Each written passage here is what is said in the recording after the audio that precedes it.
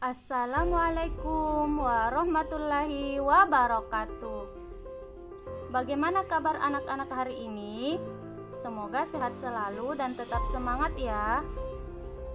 Pada kesempatan kali ini kita akan belajar tematik tema 2, selalu berhemat energi. Sub tema 3, energi alternatif. Materi kita hari ini adalah sumber energi alternatif. Disimak videonya dengan baik ya. Energi alternatif.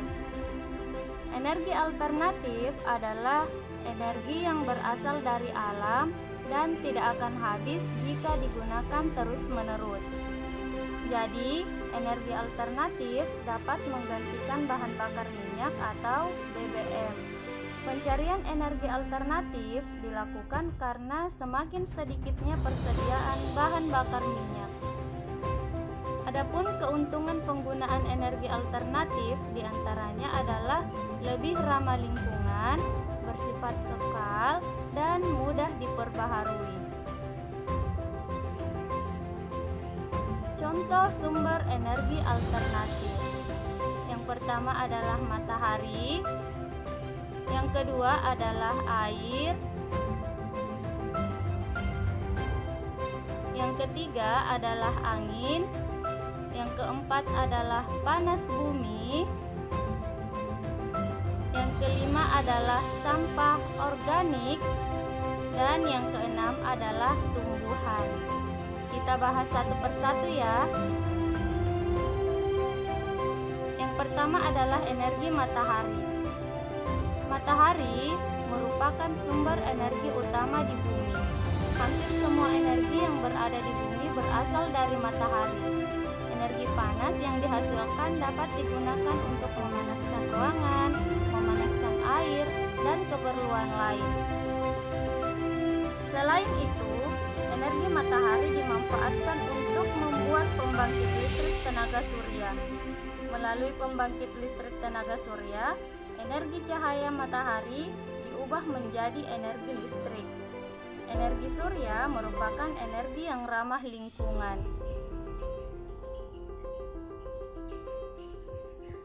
Yang kedua adalah air. Air yang deras merupakan sumber energi gerak. Energi itu biasa dimanfaatkan sebagai pembangkit tenaga listrik.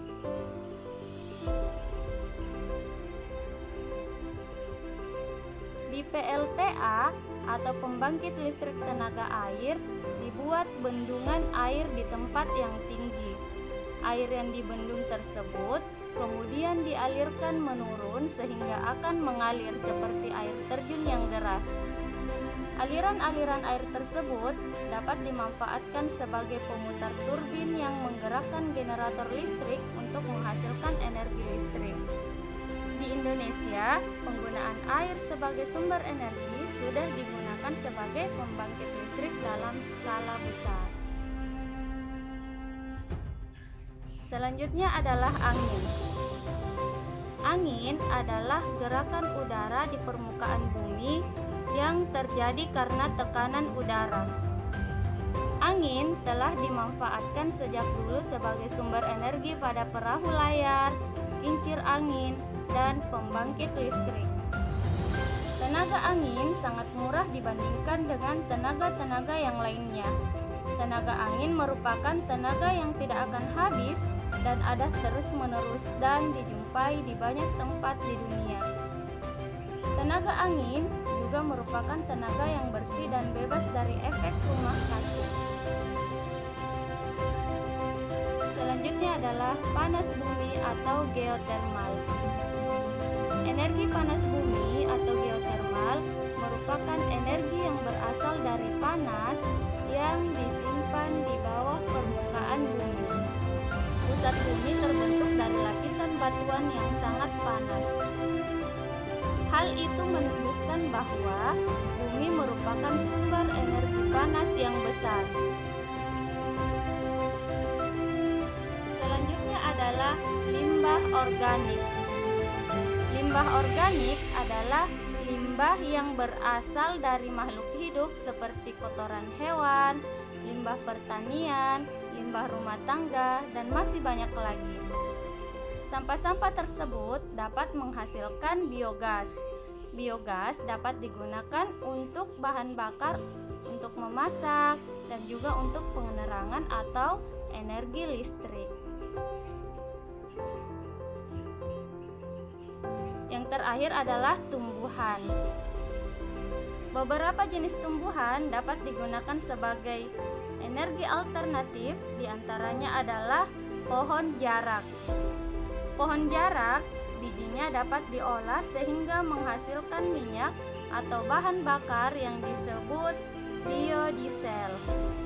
Biodiesel dapat dimanfaatkan sebagai bahan bakar pengganti solar.